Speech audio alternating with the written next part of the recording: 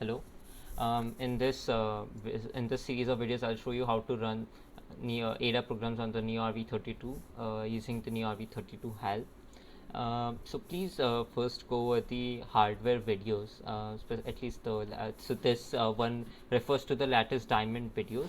So the playlist can be found on this channel. And so we are going to use the Neo RV32 plus interconnect plus NPU plus camera control system. So that bitstream has been uploaded to my FPGA. We are running the system at 72 megahertz, and we have 128 kilobytes of IMM and 128 kilobytes of DMM data memory. So from part 1 of the Neo RV32 plus NPU system, you may remember that we are using a specific version or commit number of the Neo RV32.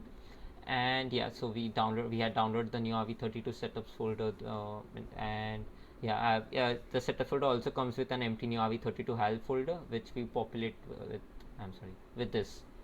So I'll show that to you again in this video. And yeah, from those videos you may remember the setups folder was Neo RV32 setups main space in brackets 1.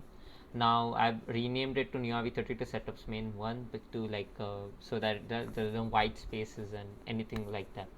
Alright, so first yeah, delete the Neo RV32 HAL main, so okay, to show you okay everything's new. Alright, so first download the Neo RV32 HAL zip. It's the HAL zip. Extract.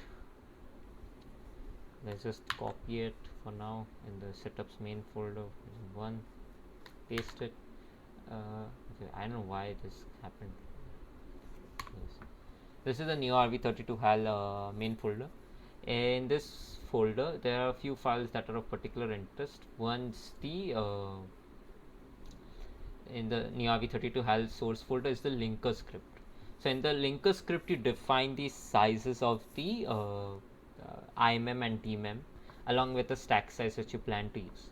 So since we are using 128 kilobytes for IMM and DMM, we can change the ROM to from 0x10000, which is 64k, to 0x20000, which is 128k. Similar for the RAM, we'll increase it to 0x20000. The stack size will increase it to 0x14000. It works for me. All of the programs that I've been using uses this stack size.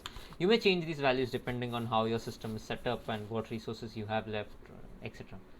So yeah, the first file in the Neo RV32 HAL we modify is in the source folder, the linker script. The second file we modify is the alar.toml file.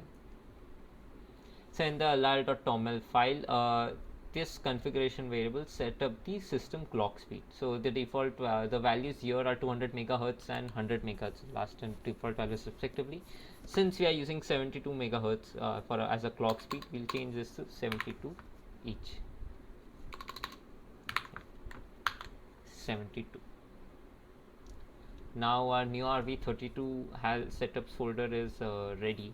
So before we move on to the next where we actually compile the demos program and then like everything else, I'd like you to install alar and Ada onto your system and select the toolchain like this. So in a terminal, after you have alar installed, you can just do alar toolchain select. There will be a list of toolchains, and you just have to select one out. These will be depending on what your option. They'll be automatically be downloaded if they are they'll be downloaded automatically if they are not there already. So we want to select GNAT RISC-V 64 ELF version 15.2.1. So that's option 6. Option 6. We are using GPR build. Want to use GPR build version 25.0.1. So which is option 1. And yeah, so this is how we select the toolchain. So this video we like download the HAL folder, acknowledged again that we are using an older fork of Neo RV32. What the exact system setup I am using, which is on the latest ECP5U5MG 85F evaluation board. I am running the Neo RV32 plus NPU plus camera controller for the OB5640. The entire system at 72 megahertz with 128 kilobytes of IMM and DMM. And yeah, I'll again for this series I'll again link to the setups folder for your reference, and I'll also yeah, So just install Align, get the tool chain ready, and modify the linker script and the align.toml script in the HAL folder as I said. See you in the next video. Thank you.